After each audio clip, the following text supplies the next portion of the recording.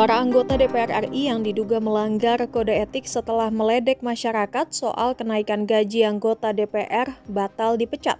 Pembatalan pemecatan sejumlah anggota DPR itu disampaikan berdasarkan keputusan Mahkamah Kehormatan Dewan alias MKD. MKD mengumumkan putusan terkait laporan dugaan pelanggaran kode etik oleh 5 anggota DPR nonaktif.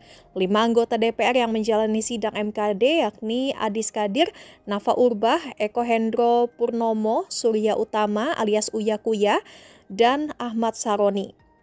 Dari putusan MKD tersebut, kelima anggota DPR RI tersebut batal dipecat. Adapun 4 dari 5 anggota DPR RI hanya diberikan sanksi nonaktif selama beberapa bulan. Anggota MKD Adang Darajatun mengungkapkan Adis Kadir selaku Tradu 1 tidak terbukti melanggar etik terkait ucapannya yang menyebut adanya kenaikan gaji DPR. MKD juga memutuskan agar Adis Kadir diaktifkan kembali sebagai anggota DPR RI. Sementara Nafa Urbach sebagai Tradu 2 dinyatakan melanggar kode etik setelah menyebut kenaikan gaji dan tunjangan DPR merupakan hal yang pantas. Adang mengungkapkan agar Nafa Urbach memperbaiki sikapnya ke depan. Politikus dari Partai Nasdem itu pun disanksi penonaktifan selama 3 bulan sebagai anggota DPR. Selanjutnya Uya Kuya selaku Tradu 3 dinyatakan tidak terbukti melanggar kode etik terkait perilakunya yang berjoget ketika sidang tahunan MPR pada 15 Agustus 2025 lalu. MKD pun memutuskan agar politikus PAN itu diaktifkan kembali sebagai anggota DPR terhitung sejak putusan ini dibacakan.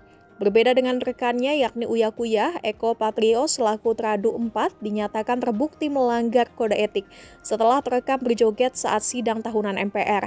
MKD pun menilai video yang dibuat Eko berupa berperan sebagai disc jockey dalam rangka menanggapi kritik dari masyarakat soal jogetannya ketika sidang tahunan adalah perilaku yang salah.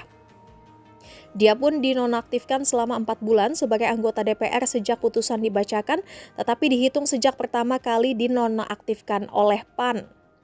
MKD juga menyatakan Ahmad Saroni sebagai Tradu kelima terbukti melanggar kode etik sebagai anggota Dewan. Dia pun disangsi penonaktifan selama 6 bulan sebagai anggota DPR.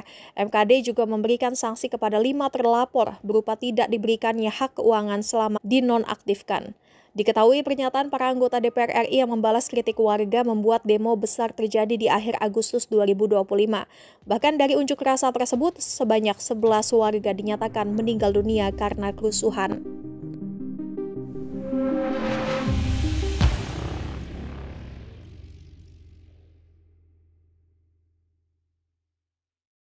Download Tribun X sekarang, menghadirkan lokal menjadi Indonesia.